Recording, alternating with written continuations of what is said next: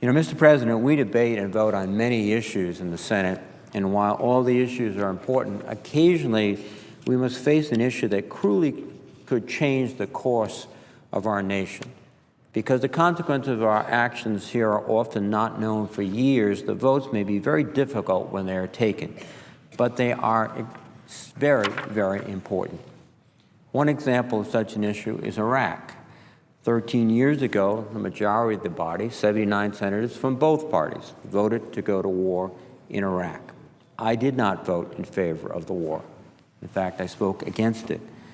And I think the outcome could have been very different back then if we had more of a debate about the true cost and the long-term cost, the thousands of lives lost, the countless wounded, some with invisible scars.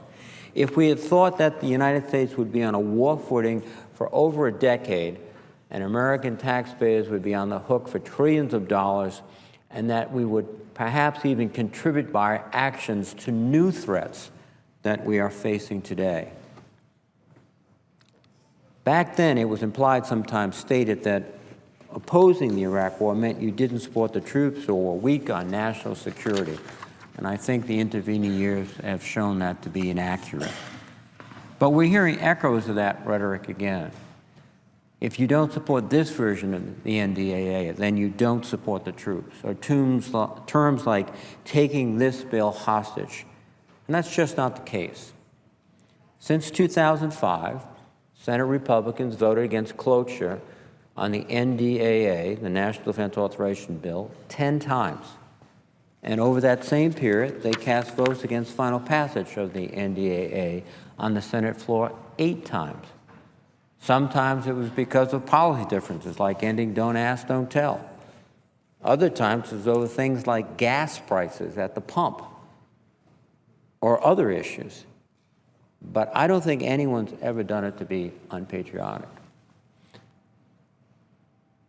We can't change history, but we can certainly learn from it. We can't see into the future, but we know we must plan for it. And we must pay for it by making strategic investments today. And this debate really boils down to this: what's the most effective way to provide for our national defense?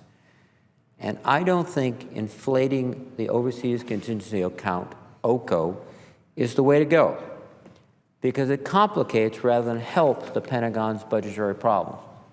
It doesn't allow the military to effectively plan for the future. We need to replace the senseless sequester with a balanced approach that keeps America safe and strong at home and abroad.